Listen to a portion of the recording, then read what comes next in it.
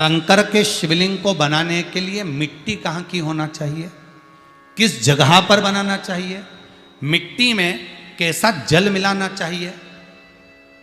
जब शिवलिंग का निर्माण करें, शंकर के शिवलिंग को जब बनाएं तो सबसे पहले कैसे बनाएं, उस तक का विधान शिव महापुराण में और लिंग पुराण में कहा गया। महाराज कहा क्यारे की मिट्टी हो, क्यारा मतलब समझिएगा जिस मिट्टी पर कोई गंदगी ना करी गई हो, ऐसी जगह का कोई भाग मिट्टी का लाया जाए जहां कोई गंदगी ना करे। शिव महापुराण की कथा कहती है। देखो, पिछले वर्ष के लॉकडाउन से लेकर अभी तक की जो कथाएं आप लोग सुने हैं, उसमें शिवलिंग मट्टी का किस तरह से बनाया जाए और कैसी मट्टी हो और उसमें पानी कैसा मिलाया जाए, कैसा शिवलिंग तैयार करा जाए, उसका विधान वर्णन नहीं कर पाए, परंतु आज कथा निकली है तो उसको सुन लो।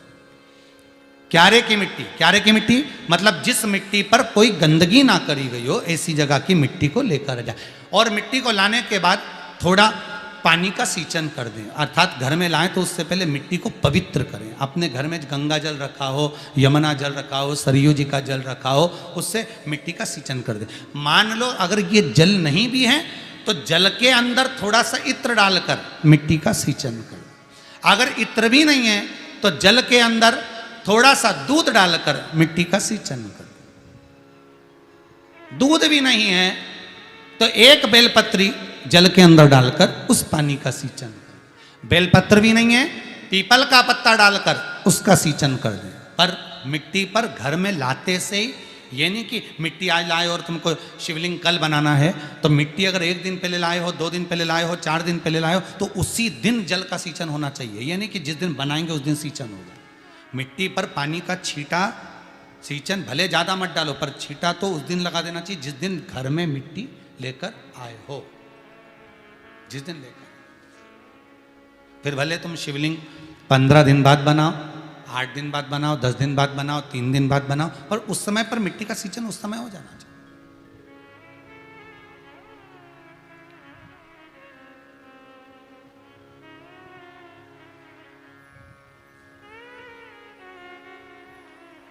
फिर कहा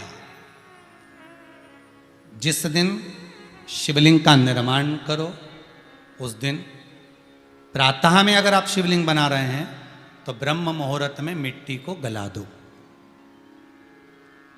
किस पानी से गलाना है उसका भी प्रमाण, उसका भी शास्त्र वर्णन करा। किस जल से गलाया जाए, शिव महापुराण की कथा कहती है अगर आपको आज शिवलिंग का निर्माण करना है, शाम को आप शिवलिंग का निर्माण कर रहे हो, तो अपने पानी का जो मटका होता है, हंडा होता है, रसोई घर में जहां पानी भर कर रखते हो, उसके नजदीक में एक कलश जिसमें अलग से ताजा जल भरा जाए और उस पर प्लेट ढकी हो और उस पर एक चावल का दाना रखा हो, उस जल को लेकर आओ।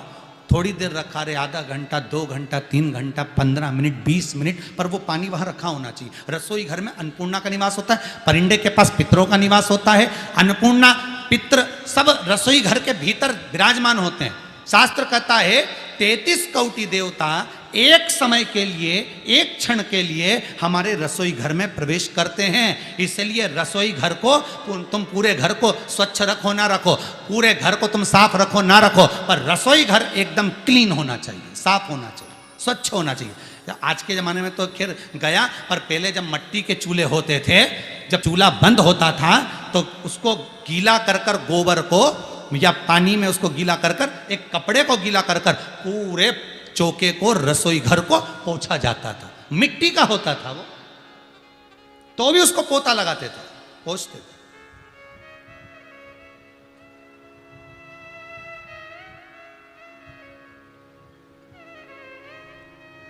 तो पहला क्रम है पार्थिव शिवलिंग का निर्माण।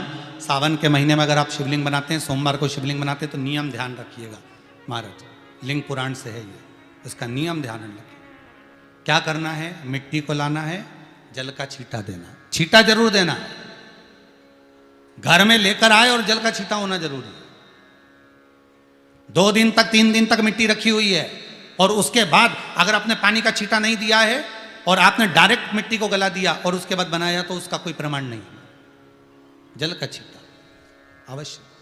फिर उसको रख दें, 15 दिन बाद बनाओ, 4 दिन बाद बनाओ, 3 दिन बाद बनाओ, 2 दिन बाद बनाओ। शिवलिंग जब बनाओ तब उस मिट्टी को, जो कलश आपने रसोई घर में रखा है चावल का दाना रखकर प्लेट के ऊपर, अर्थात उस कलश का जल उस मिट्टी में थोड़ा सा डालिए।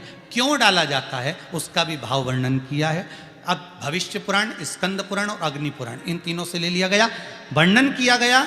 जब उस कलश का जल हम डालते हैं तो उस कलश में पितरों का भाव आ जाता है, अन्नपूर्णा का भाव आ जाता है, घर में लक्ष्मी का भाव आ जाता है, संपदा का भाव आ जाता है। पूरे 24 घंटे के अंदर एक क्षण के लिए रसोई घर में 33 कोटि देवता आते हैं, तो वो देवता का सारा भाव उस कलश के अंदर आ जाता है। और वो जल जब हम उस मिट्टी में मिलाते हैं तो गंगा, यमुना, सरयू, सरस्वती, ये 33 कोटि देवता में, तो इन सब का आनंद उस जल में आ जाता है। और वो जल जब हम मिट्टी में मिलाते हैं तो मिट्टी पवित्र हो जाती है, स्वयं कैलाश अधिपति को स्वीकार करने के लायक हो जाती है, निर्मित करने के लायक हो जाती है।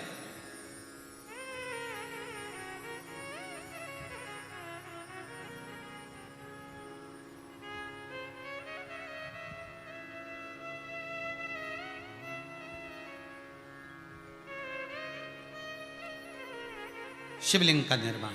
अब शिवलिंग का निर्माण कैसे करना? मिट्टी में गला दिया पानी में। सबसे पहले शिवलिंग बनाने से पहले पात्र जो होता है उसके नीचे एक बेलपत्र रखी जाती है। क्या रखना है? एक बेलपत्र। शंकर को झेलने के लिए कोई साधारण नहीं है पात्र जिस पे झेला जाए। स्वयं गंगा शिव की जटा में, और आप शंकर के शिवलिंग का निर्माण कर रहे हो, कोई साधारण नहीं हो सकता। स्वयं आप विदेश्वर संहिता के अंतर्गत पढ़े कि ब्रह्मा और विष्णु, ब्रह्मा ऊपर जा रहे हैं, भगवान विष्णु नीचे जा रहे हैं, तो पता नहीं कर पा रहे कि यहां चरण कहां पर और शीश कहां पर है, उसको जान ही नहीं पा रहे।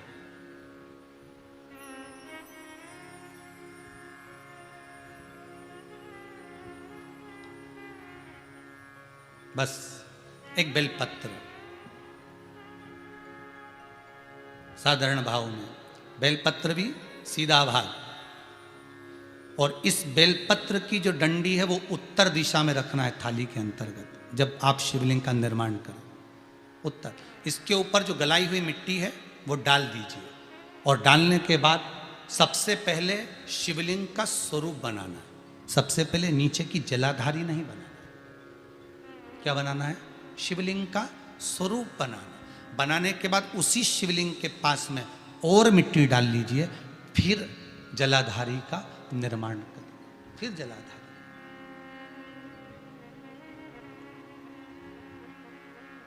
शिवलिंग जलाधारी निर्मित हो गई। शंकर जी का संपूर्ण परिवार शिवलिंग में रहता है, आपको पहले भी कहा। भगवान भूत अधिपति भूतेश्वर भगवान शिव का संपूर्ण परिवार शिवलिंग में, पहले भी कथा में कहा, आज फिर आपको वर्णन कर देते हैं। जैसे ये जलाधारी है गोल, ये चरण है, ये शिवलिंग है। ये जो गोल भाग है जहां पर भगवान शंकर का शिवलिंग रखा है, ये पार्वती जी का हस्त कमल है। जहां से पानी नीचे गिर रहा है, इसके राइट भाग में श्री गणेश जी का स्थान, लेफ्ट भाग में श्री कार्तिकेय जी का स्थान। बीच में जो एक मोटी सी लाइन होती है जलाधारी में है, वो पार्वती जी के सुंदर पुत्री अशोक सुंदरी का स्थान। शंकर जी के ऊपर जो तिकोनी रखी रहती है, उसके ऊपर से जो जल बूंद बूंद नीचे गिरता है, ये जो पानी बूंद बूंद नीचे गिरता है, या आप कलश से जल चढ़ाते हो या आप श्रृंगी से जल चढ़ाते हो, तो ये जो पानी गिर रहा है, ये शंकर भगवान की 5 पुत्रियां, जया, विषहरा, शामरी बारी, दोतली और देव, ये शंकर जी की 5 बेटी, 5 पुत्री। कार्तिकेय भी है, गणेश भी हैं, अशोक सुंदरी भी है, शंकर जी की 5 बेटियां भी हैं, शंकर भी है और पार्वती भी। अर्थात शिव जी के परिवार में आपको गणेश जी की पूजन अलग करने जाने की जरूरत नहीं पड़ेगी, शंकर के परिवार में पार्वती जी की पूजन अलग करने जाने की जरूरत नहीं पड़ेगी, कार्तिकेय की पूजन अलग जाकर करने की जरूरत नहीं है। शंकर का परिवार शंकर के शिवलिंग के साथ में उस जलाधारी में संपूर्ण परिवार शंकर का विराजमान है, संपूर्ण परिवार, कुछ भी नहीं, संपूर्ण और पूरा परिवार है महाराज। फिर वही बात आई, ध्यान दीजिएगा, जिस व्यक्ति को नींद ना आवे, रात्रि को सोते समय टेबलेट खाने की जरूरत नहीं, शंकर भगवान की 5 पुत्रियों का नाम लीजिए। जया, हाथ में जल लो, पलंग पर बैठो, जल हाथ में लिया, जया आचमन कर लो, विषहरा आचमन कर लो, शामली बारी आचमन कर लो, दौतली आचमन कर लो और देव आचमन कर लो। ये शंकर की जो 5 पुत्रियां हैं, ये ऐसी पुत्रियां हैं जो निंद्रा देवी को लेकर आती हैं और हमें विश्राम का आनंद सुख प्रदान करती हैं, हमारे नयनों पर विराजमान रहती।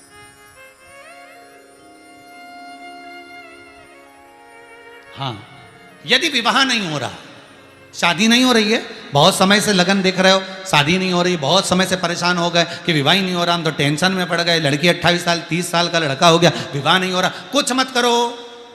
अष्टमी तिथि आए तो अशोक सुंदरी वाली जो जगह है वहां पर हल्दी की 7 बिंदियां लगा दो, लड़का लड़की का हाथ उस बिंदी पर रखवा दो, उसका नाम गोत्र बोलो, उसी हल्दी में उसके हाथ पीला करवा दो और पीपल के पेड़ पर उस हाथ के 5 छापे पड़वा दो, 3 महीने में विवाह पक्का हो जाता है महाराज। उसका इतना, अशोक सुंदरी के उस हल्दी का इतना प्रमाण,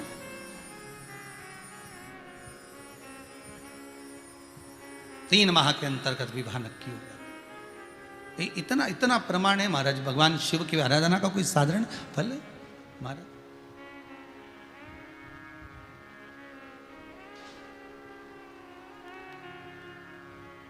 निर्मित करा शिवलिंग। एक बार सब जितने भी टीवी पर बैठे हैं, सम्मुख में कथा सुन रहे हैं,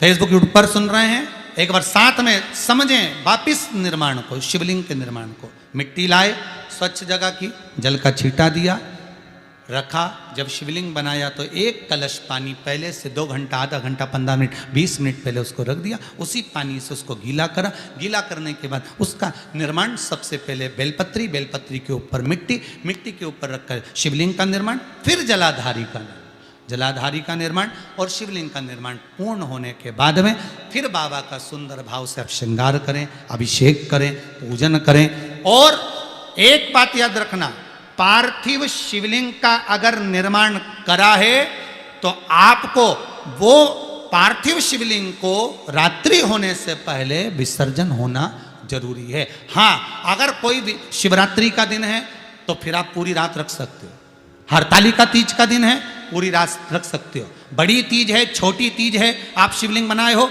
तो आप पूरी रात रख सकते हो, विशेष कोई उत्सव है, श्रावण का महीना है, पूरी रात रख सकते हो। पर बाकी के समय अगर आप शिवलिंग का निर्माण करें तो उसको सूर्यास्त होने के पहले आप उसको नदी में, जल में, जलाशय में विसर्जन करें। बहुत ध्यान दीजिएगा, विसर्जन करते समय जब आप विसर्जन करें, पानी में अपने पात्र को, शिवलिंग को जब छोड़ें, उस समय पर ध्यान दीजिएगा कि शिवलिंग की जो जल की धार है, जिसका उत्तर की ओर जो जल की धार होती है, विसर्जन करते समय वो जल की धार अर्थात वो उत्तर का भाग हमारी ओर होना चाहिए और थाली इस तरह से पकड़ें कि वो भाग हमको जब डालें तो वो भाग हमको दिखे, थोड़ा सा नजर आए पानी में डालते समय, और जब वो थोड़ा भाग दिखता रहे, और जिसलिए आपने शिवलिंग बनाया, जिस कामना से आपने शिवलिंग बनाया है, वो कामना उस भाग को पानी में देखते देखते बोल दीजिए, वो कामना पूर्ण हो जाती है। इसको कहते हैं पार्थिव शिवलिंग का निर्माण करना और उसकी आराधना करना, उसकी आराधना। कई लोग करते हैं, बना भी लेते हैं, पूजन भी करते हैं, और कई बार कहते हैं हमारा काम नहीं, तो उसमें भगवान का दोष नहीं है, दोष अपना देखो। आप आए नहीं, सुबह हो गई, मेरी पूजा की थाली धरी की धरी रहेगी। क्यों नहीं आए, किस लिए नहीं, वो हमें देखना।